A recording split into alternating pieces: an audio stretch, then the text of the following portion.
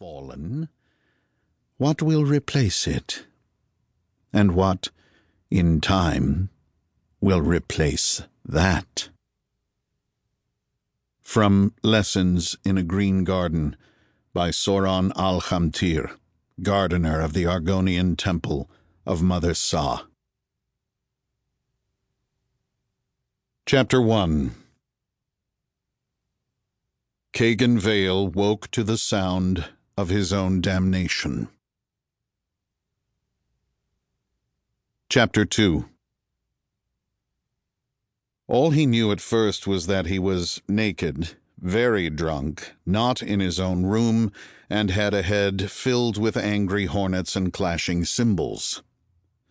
Kagen opened his eyes, saw smoke crawling along the ceiling, realized dimly that this should not be happening, considered going back to sleep.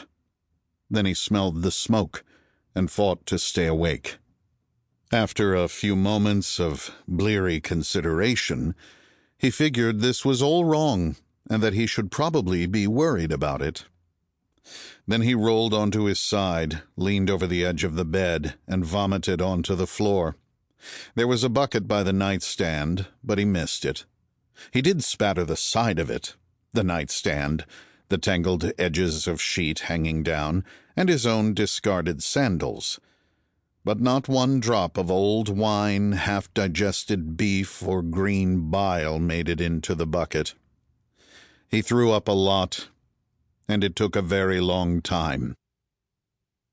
By the 8th or 10th heave of his guts, Kagen wondered if he was going to throw up his own colon. The dizziness hit then, and it seemed to smack the lights from his eyes and knock him back against the pillow. "Gods of the garden," he moaned. "Take me now."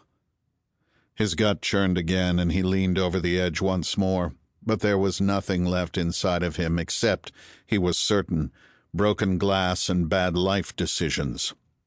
His stomach twisted and knotted, and all he accomplished was to retch his throat raw before flopping back onto the sweaty mattress. "Seriously," he begged the gods. "Now would be good."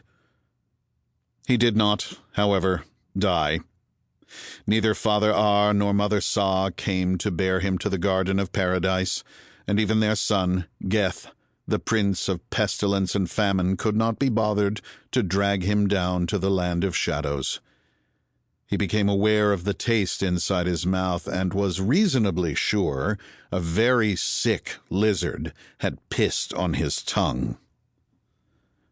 "Woman," he growled wretchedly, reaching over with one hand to try to blindly find the tavern wench's shoulder. "Wake up. I need the sailor's cure." There had been many a morning rescued by that old concoction. The cure was a specialty of the crotchety old apothecary near the palace, and it was guaranteed to sober a man up or kill him on the spot. It was made from pickled sheep's eyeballs, tree sap, cayenne pepper, hot mustard, ipecac, asafoetida, and croton oil. It was as noxious as the wrong end of a warthog, but it always worked to shake him out of another hangover. "You hear me, woman?" he growled, trying to find her arm or hip. His hand, however, slapped only the mattress. Kagen summoned every ounce of physical strength he possessed to turn his head 3 inches and peer out of the corner of his eye. There was no tavern wench. There was nobody at all in the bed with him. He winced because the clashing of cymbals in his head persisted even this long into the process of waking up. The smoke on the ceiling was getting thicker, and it smelled wrong to be something cooking in the fireplace. Not even an overlooked and burning pot smelled like that.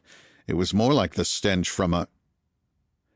And then reality grabbed Kagen by the throat and struck him across the face with a cold fist of understanding.